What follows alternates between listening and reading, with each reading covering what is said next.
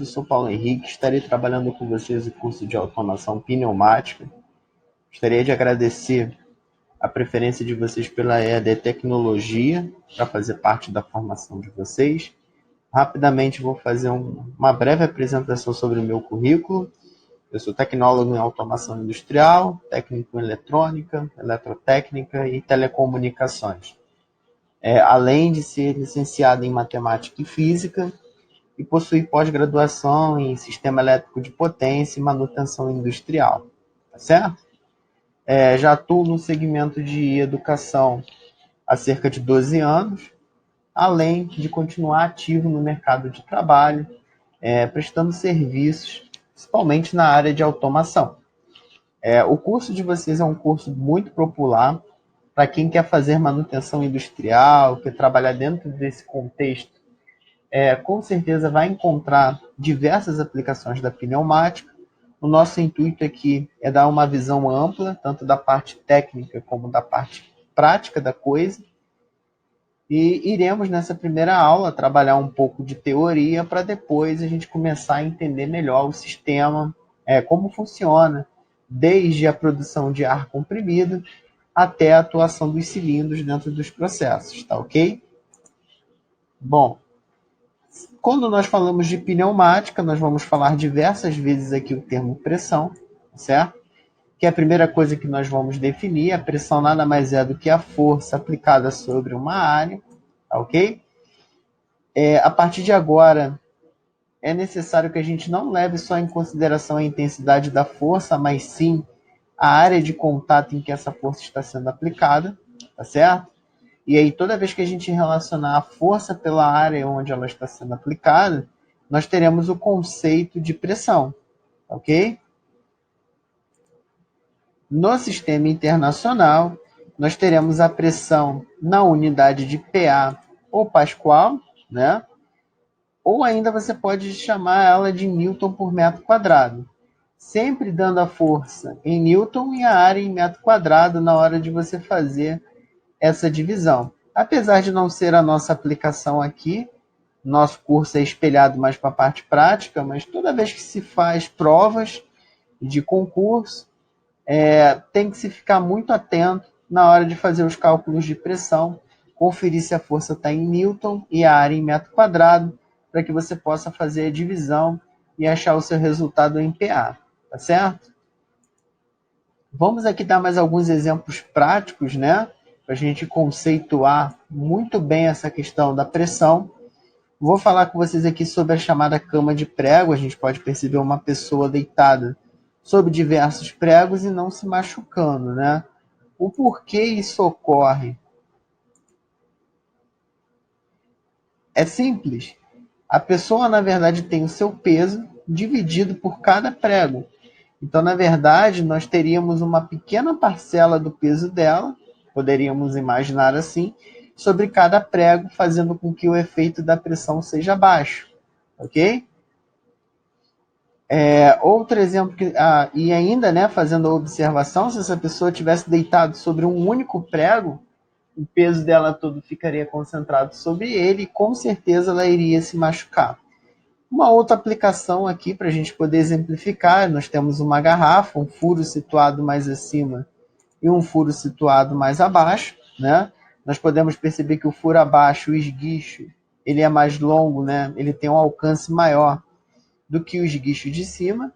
Isso se deve pela seguinte situação, né? Os furos, vamos imaginar que eles sejam iguais, então eles vão possuir a mesma área, porém a força que está sendo feita no furo de baixo acaba sendo maior do que a força feita em cima do furo de cima. Porque a gente pode perceber que a coluna de água, né, é maior no ponto de baixo do que no ponto de cima. E aqui, no caso, a força que a gente tem aplicada sobre esses furos é o peso da coluna de água.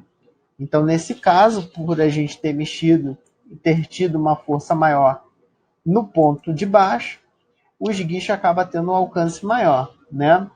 E o terceiro e último aqui, para a gente exemplificar muito bem os conceitos de pressão, é o macaco hidráulico, né? Aqui a gente consegue ter uma pessoa fazendo pouca força para impulsionar uma carga muito pesada, que no caso seria um carro, né? Isso se deve justamente à questão dos equilíbrios de pressão entre esses dois pontos. A gente pode reparar que no ponto aonde o operador vai fazer o acionamento, a área do pistão é bem pequena, para que essa força empregada seja bem concentrada nesse ponto, e aonde o carro vai ficar estacionado, né, para ser erguido, a área do pistão é bem maior para conseguir fazer a distribuição do peso, certo? Então, acredito que essa parte de pressão esteja bem definida nesse primeiro momento, certo? Bom, sobre a pressão atmosférica, né, uma outra classificação da pressão, sobre cada um de nós existe uma coluna de ar imensa, certo? E apesar do ar não ser pesado, mas devido à quantidade de ar que existe, volume sobre o nosso corpo, isso gera uma pressão, conhecida também como pressão atmosférica, tá certo? Em algumas literaturas, ela também pode ser chamada de pressão barométrica, tá certo? Pois bem, a unidade de medida dessa pressão normalmente é dada em ATM, que é a atmosfera, tá certo? Mas ela pode ser facilmente expressa em outras unidades. Um comparativo, né, que um ATM ele tem aí uma equivalência quando a gente traz para a unidade de PA, que é a padrão, 10 à quinta. Então, para cada 1 ATM, você tem 10 elevado à quinta em PA, tá certo? Aqui a gente vai trazer alguns exemplos, tá ok? Para a gente ilustrar um pouco mais também sobre a questão da pressão atmosférica. Logo de cara, a gente cita a questão de você ir para uma cidade mais alta e automaticamente alguém fala, a pressão atmosférica diminuiu. Por quê? Se você está em um local mais alto, a coluna de ar sobre o seu corpo diminui, automaticamente a pressão atmosférica cai, né? Está assistindo um jogo de futebol em uma cidade mais alta, né? Uma Libertadores da América, e aí você percebe que o jogador dá um chute, a bola desliza muito mais rápido. Por que disso? A pressão atmosférica que está sobre a bola em cidades mais altas é menor. Então a bola sente mais facilidade para poder deslizar pelo campo, né? É como se ela tivesse um peso, entre aspas, menor sobre ela, né? O que garante a sua movimentação de forma mais facilitada, digamos assim, tá certo? Antes de nós avançarmos aqui e fecharmos esse ponto da pressão atmosférica, peço para que vocês se atentem a um gráfico, tá? Nós temos aqui um gráfico relacionando a pressão atmosférica com a altitude, né? Reparem que a pressão atmosférica ela vai reduzindo conforme maior é a altitude, tá ok? Só para que a gente tenha um comparativo. E vamos falar aqui, né, sobre a experiência de um físico, que foi o Torricelli, que inclusive deu origem a uma unidade muito popular, que é a unidade de milímetros de mercúrio, também utilizada para expressar pressão, aonde ele pegou um tubo, tá certo? Esse tubo ele tinha 100 centímetros de altura, preencheu ele com mercúrio, tá certo? E aí ele pegou um recipiente também coberto de mercúrio e mergulhou essa vareta, tá? Esse tubo de ensaio. O que acontece? Ele percebeu que essa coluna diminuiu, né? Que desceu, parte do mercúrio desceu, e ela estabilizou quando ficou com uma altura de 76 centímetros. O que significa isso? Né? Que para o mercúrio conseguir penetrar aqui no recipiente, ele tem que vencer, na verdade, a pressão atmosférica, tá ok? Porque aqui do lado de fora, na superfície do produto, a pressão que existe é a pressão atmosférica. E aí, o que ocorreu? Quando você teve essa descida, o que provocou a descida da coluna? Foi o peso da coluna de mercúrio, né, que pesou e conseguiu empurrar a pressão atmosférica para conseguir se estabelecer dentro desse recipiente. Como a coluna estabilizou em 76 centímetros, tá, de mercúrio, ficou estabelecido aí que aproximadamente a pressão de 1 atm tem a mesma intensidade do que o peso de 76 centímetros de coluna de mercúrio. A gente pode ver aqui no GIF, né, no meio do nosso material, no meio do nosso slide, mostrando um pouco melhor como foi a dinâmica dessa experiência, tá certo? Se vocês depois quiserem pausar o material para poder fazer uma leitura sobre ele, é interessante. Lembrando que esse material também está anexado na plataforma. Bom, aqui são dois exemplos de barômetros, que são medidores de pressão atmosférica, tá ok? Hoje em dia, mede-se bastante a pressão atmosférica justamente em estação meteorológica, né? Porque a pressão atmosférica ela está estritamente ligada à questão meteorológica. Então, se você quer saber se existe ou não a chance, né, de ocorrer uma chuva, você pode fazer essa medição, pode, na verdade, calcular essa probabilidade através de uma relação com a pressão atmosférica. A gente pode perceber, né, que existe a versão digital, tá ok? À nossa esquerda, e a versão analógica à nossa direita. Normalmente essa versão analógica ela é um pouquinho mais estilizada, a gente pode perceber que é um instrumento com design até bem interessante e utilizado bastante na questão das estações meteorológicas. Bom, a pressão diferencial, né, a gente classifica como a diferença de pressão entre dois pontos, ok? Num primeiro momento, nós não conseguimos visualizar exatamente aonde isso daqui pode ter uma aplicação. No decorrer da nossa matéria, a gente vai ver as aplicações de pressão diferencial, ok? Aqui no caso, a gente tem dois exemplos, né, a serem ilustrados. Um de uma tubulação industrial, onde está instalado um instrumento chamado transmissor, que consegue medir essa diferença de pressão entre dois pontos para poder fazer a medição de vazão. E aqui um outro exemplo simples também dentro da área de instrumentação, de um instrumento conseguindo identificar a diferença de pressão entre dois pontos, tá certo? Posteriormente a gente vai ver a aplicação prática da medição de pressão diferencial. Bom, duas outras classificações de pressão, a estática e a dinâmica. A pressão estática é a pressão gerada por um produto em repouso. Aqui no exemplo da nossa caixa d'água, né? A água que está armazenada aqui vai gerar um peso no fundo da caixa. Essa pressão no fundo da caixa a gente pode dizer que é uma pressão estática, ok? Porém, a pressão que vai ser desenvolvida na movimentação da água pela tubulação, a pressão que na verdade vai gerar o movimento, nós vamos classificar como pressão dinâmica, ok? Bom, pressão absoluta e pressão relativa. A medição inicialmente, né, vamos ver aqui a relativa. As medições de pressão que ocorrem na maioria dos sistemas realmente são as pressões relativas que são mais importantes nesse primeiro momento. O que seria a pressão relativa? É quando você realiza a medição desconsiderando a pressão atmosférica. Você não leva ela em conta, certo? Agora, quando nós temos a medição da pressão absoluta, você vai ter o somatório da pressão atmosférica e a pressão do processo. Você vai ter a totalidade, tá certo? Normalmente, a maioria dos instrumentos de medição medem pressão relativa.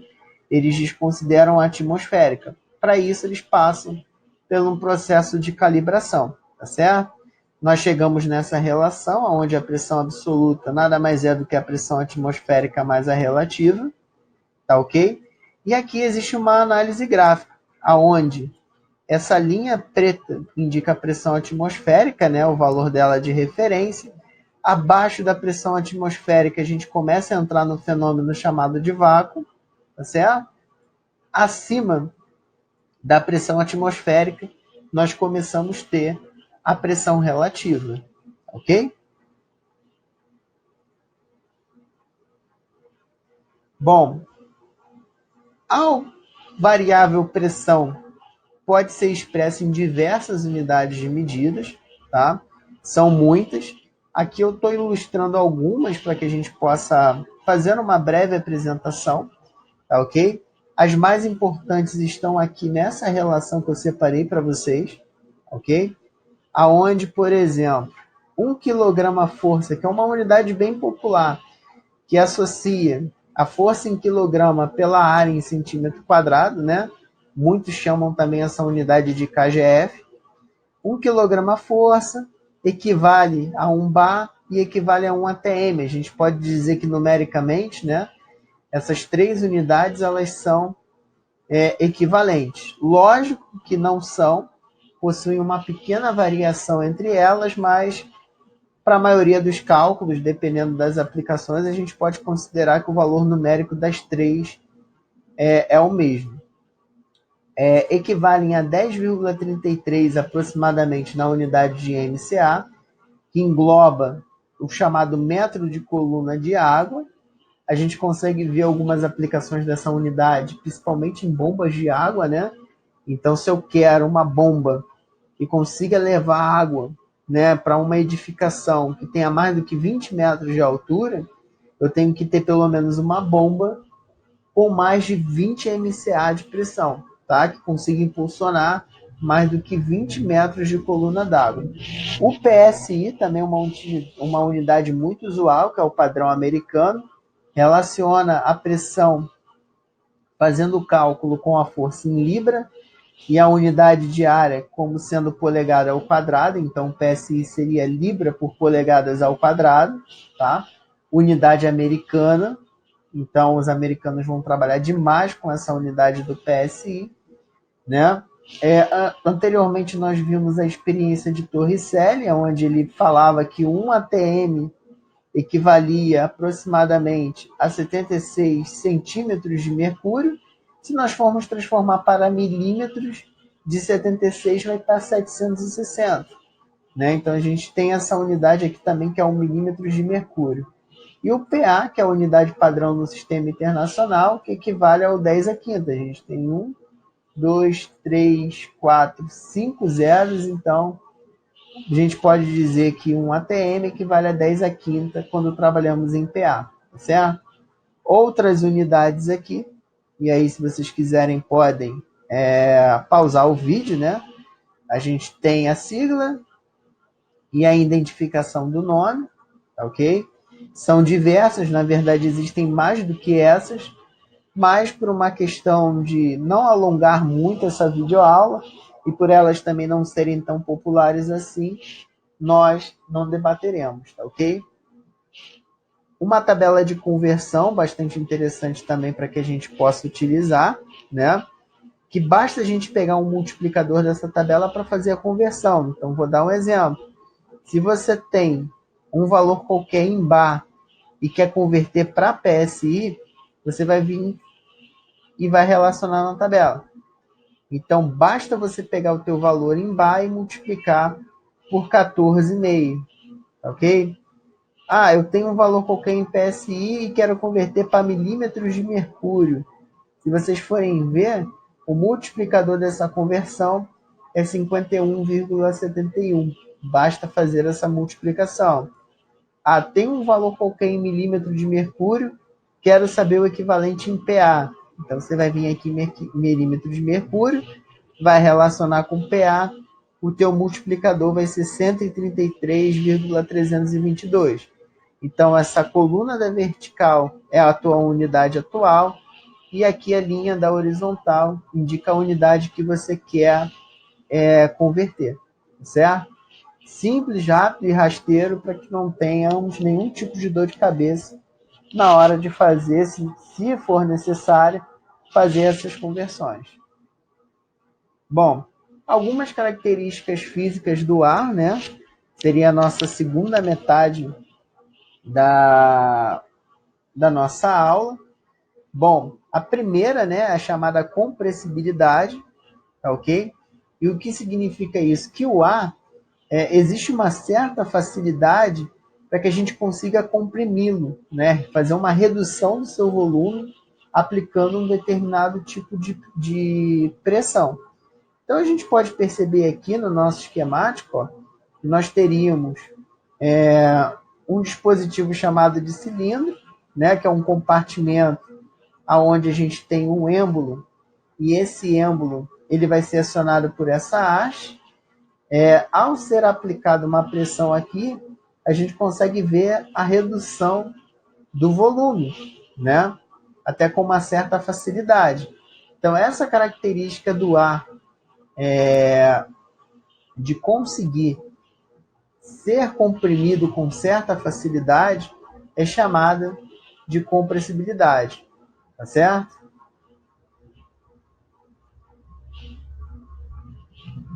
A elasticidade. Depois que você realiza essa compressão, o ar ele tem facilidade de voltar ao volume inicial dele, tá certo?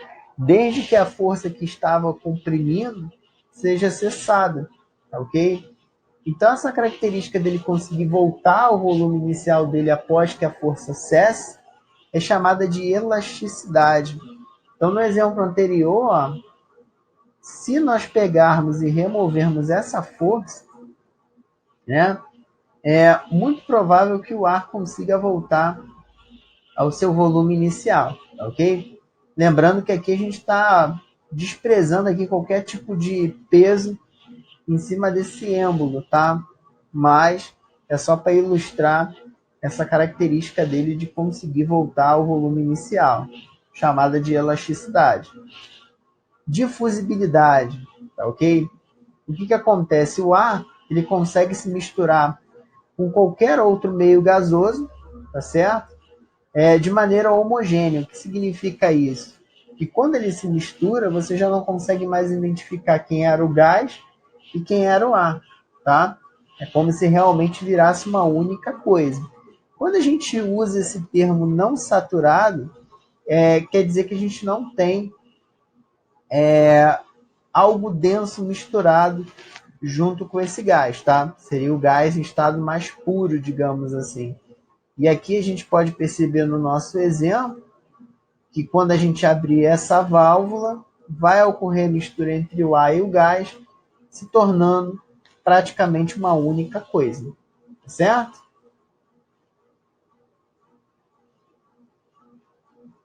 Expansibilidade, né? O ar, ele tem essa capacidade de expandir e tomar o seu formato de acordo com o formato do recipiente que ele está ali preso, né? Que ele está cerrado. A gente pode perceber aqui no nosso exemplo que nós temos um compartimento qualquer, e quando nós abrirmos essa válvula que está localizada aqui, esse ar armazenado ele vai se expandir e vai preencher todos os outros compartimentos, tá certo? Então essa característica dele de ocupação do volume do recipiente é caracterizada, né, classificada como expansibilidade.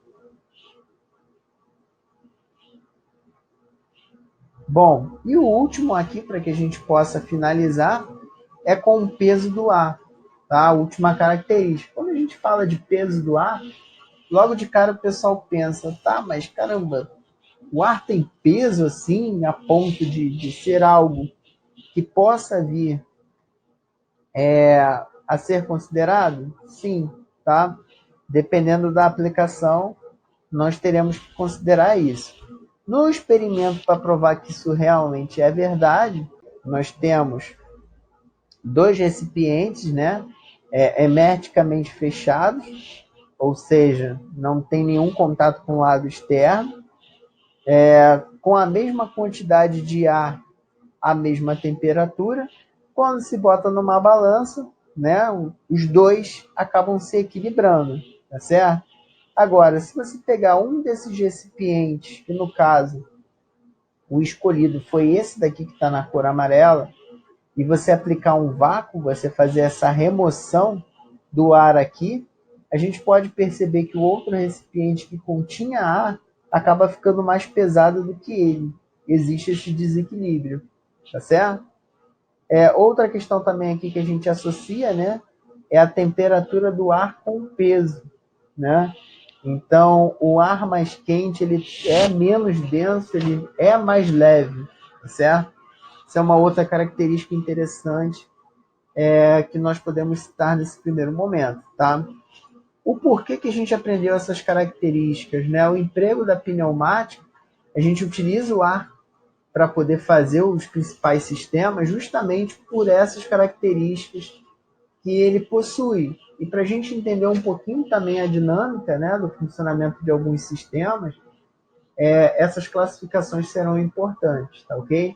Então, conceituamos pressão, vimos as características do ar, nós estamos prontos para entrar na parte técnica da coisa, tá ok? Espero que todos tenham gostado. Até a próxima aula. Um abraço.